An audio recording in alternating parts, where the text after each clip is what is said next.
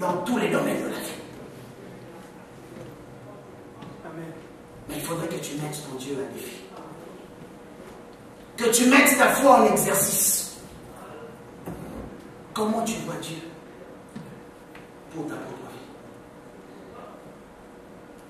Nous avons beaucoup de personnes aujourd'hui qui confessent la foi, mais nous avons peu de personnes qui vivent la foi. Parce que confesser la foi est une chose, mais vivre la foi est une autre chose.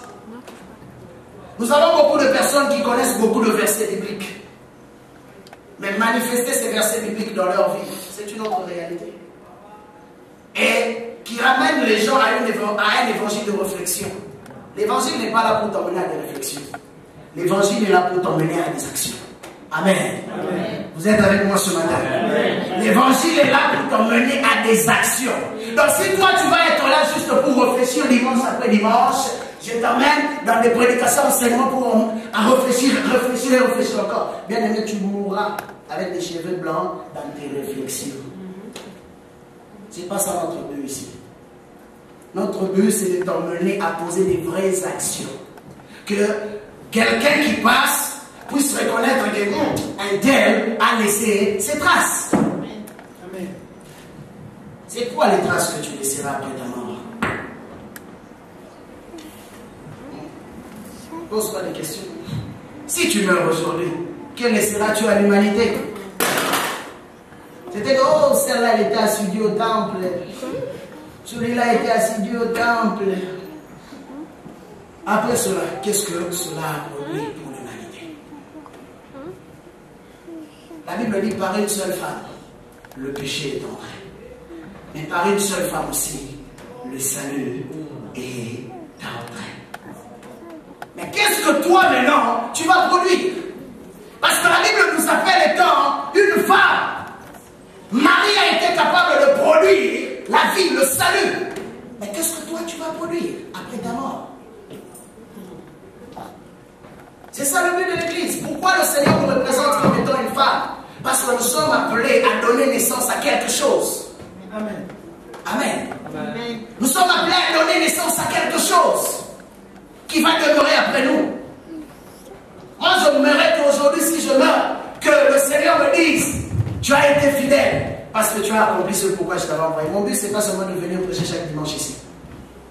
Mon but, c'est de voir que le monde est capable de reconnaître Jésus par le travail que nous faisons. Amen. Et c'est ça l'objectif que tu dois avoir. Qu'est-ce que je peux faire pour le royaume? Jésus-Christ dit ceci, j'aime bien cette phrase, Jean 14. Il dit: je m'en vais vous préparer une place. Mais retenez une chose, dans la maison de mon Père, il y a plusieurs demeures. Mais c'est quoi ta demeure dans la maison du Père? Tu es membre de cette église, n'est-ce pas? Mais c'est quoi ta demeure ici? Est-ce que c'est ta chaise sur laquelle tu as l'habitude de t'asseoir? C'est quoi ta demeure? Mais Jésus-Christ ne s'arrête pas là. Il va dire plus loin. Il dit: mais je vais vous préparer une place pour que là où moi je suis, vous aussi, vous puissiez faire quoi? Vous puissiez être. Donc imaginez un peu, là où Jésus-Christ est assis, ça ne peut pas être n'importe quoi. Les anges même n'ont pas de chaises au ciel. Réfléchissez un peu. Les anges qui servent Dieu matin, midi, soir, 24 heures sur 24, n'ont pas de siège. Mais Jésus-Christ dit: toi, je m'en vais te préparer une place pour que là où moi je suis assis, toi aussi tu puisses t'asseoir. Imaginez-vous que le trône de Dieu, le trône de Jésus-Christ, est un trône éternel. Quelqu'un a composé une chanson en disant qu'il n'a pas été voté par un référendum. Il a été Dieu par lui-même et il restera Dieu par lui-même. Mais il se dit aussi, il partage son trône ou sa gloire avec personne. Imaginez. Mais il dit pour toi, Église, je te prépare une place pour que là où je suis assis, toi aussi tu puisses t'asseoir. Est-ce qu'on peut acclamer le Seigneur?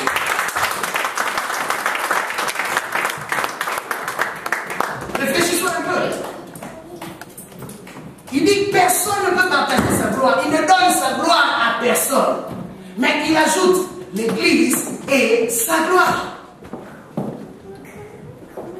Et il nous a fait asseoir avec lui dans le lieu céleste pour régner comme lui règne. Et rappelez-vous que le passage de Jésus-Christ sur la terre n'était pas un passage inutile. J'aimerais que tu regardes ton voisin de gauche, ton voisin de droite. Dis-lui, le passage de Jésus-Christ, ce n'était pas un passage inutile. Alors voisin, il ne faudrait pas que ton passage aussi soit inutile sur cette terre.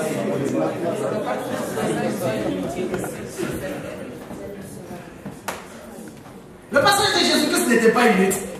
Il est passé sur la terre pour faire quelque chose et laisser quelque chose, un héritage. Amen. Les apôtres sont venus après, ils ont fait pareil. Et aujourd'hui, nous sommes là à cause de la prédication de ces hommes. Yeah. Et il faudrait que toi aussi, après ton passage, que les gens qui viendront après toi disent que j'ai reçu l'héritage de quelqu'un qui a été une inspiration pour moi. Amen. Paul a dit, imitez-moi comme moi je fais quoi? J'imite le Christ. Vous savez, de nos jours, beaucoup de gens qui viennent à l'église ne sont même pas capables de citer cette phrase. Combien sont capables de dire aux gens, imitez-moi?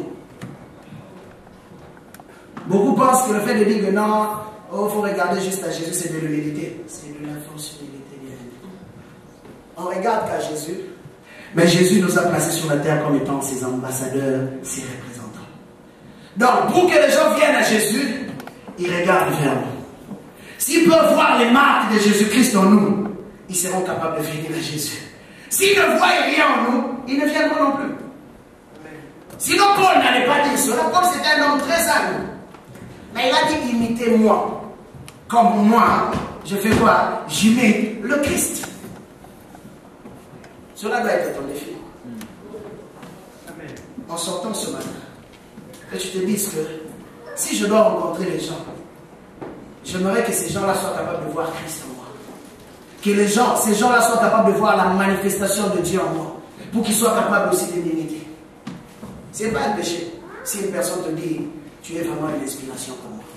Tu sais pourquoi tu seras une inspiration pour lui? Parce que toi, tu trouves ta source auprès du Seigneur. Amen. Voilà pourquoi il dit d'Abraham, il dit à Abraham, tu seras une source.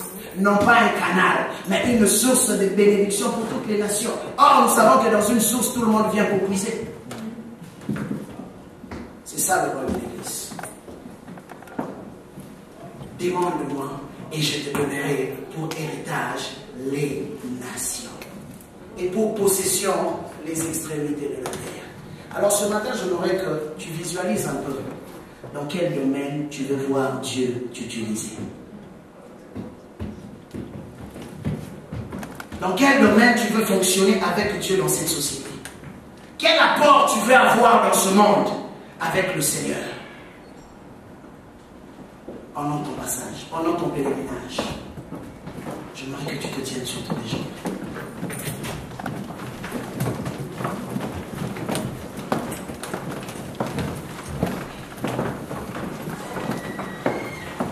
Si tu n'y pensais pas avant, ce matin, fais une prière au Seigneur. Demande au Seigneur de te éclairer dans quel domaine il veut fonctionner avec toi. Pour que ton passage ici sur la terre ne soit pas inutile.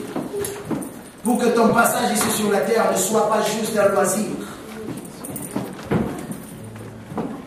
Tu n'es pas venu faire un loisir, tu es venu pour laisser un héritage. Alors ce matin, je voudrais que tu parles au Seigneur. Demande au Seigneur de t'éclairer. Ou si tu as déjà un domaine dans lequel tu vois Dieu travailler avec toi, demande au Seigneur de manifester encore sa gloire dans ce domaine.